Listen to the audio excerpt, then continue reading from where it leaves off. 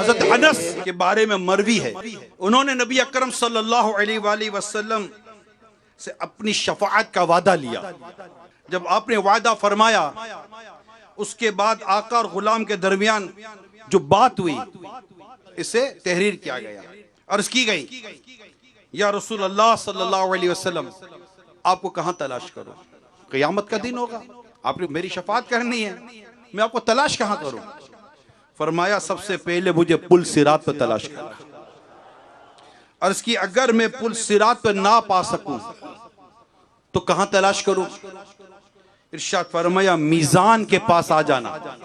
عرض کی اگر وہاں بھی نہ پاؤں تو کہاں تلاش کروں؟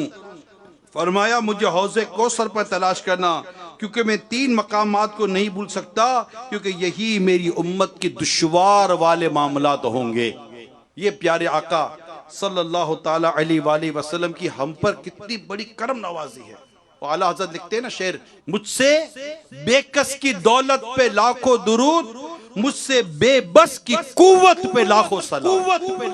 اعلیٰ حضرت رحمت اللہ تعالیٰ نے کتنی پیاری بات لکھی، اور نبی پاک صلی اللہ تعالی علیہ وسلم نے کتنی پیاری بات ارشاد فرمائی کہ مجھے یہاں تلاش کرنا، یہاں تلاش کرنا، یہاں تلاش کرنا۔ کیوں کہ نبی پاک صلی اللہ علیہ وسلم اپنی امت کی غمخواری فرما رہے ہیں، شفاعت فرما رہے ہوں گے۔ یہ شفاعت یہ ہمارے لیے بہت بڑی دھارس، بہت بڑا آسرا ہے، بہت بڑا آسرا ہے کہ نبی پاک صلی اللہ علیہ وسلم فرماتے ہیں کہ میری شفاعت میرے ان امتیوں کے لیے جنہیں ان کے گناہوں نے ہلاک کر دیا۔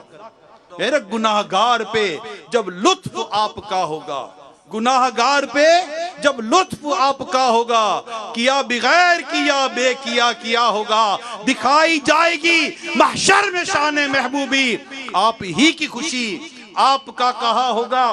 کوئی قریب ترازو، کوئی لبے کوثر، کوئی صراط پہ ان کو پکارتا ہوگا، یہ بے قرار کرے گی صدا غریبوں کی، مقدس آنکھ سے تار اشک کا بندہ ہوگا، کسی کو لے کے چلیں گے فرشتے سوئے جہیم، کسی کو حکم ہو جائے گا اس کو جہنم کی طرف لے کے جایا جا رہا ہوگا، کسی کو لے کے چلیں گے فرشتے سوئے جہیم، وہ ان کا راستہ پھر کے دیکھتا ہوگا۔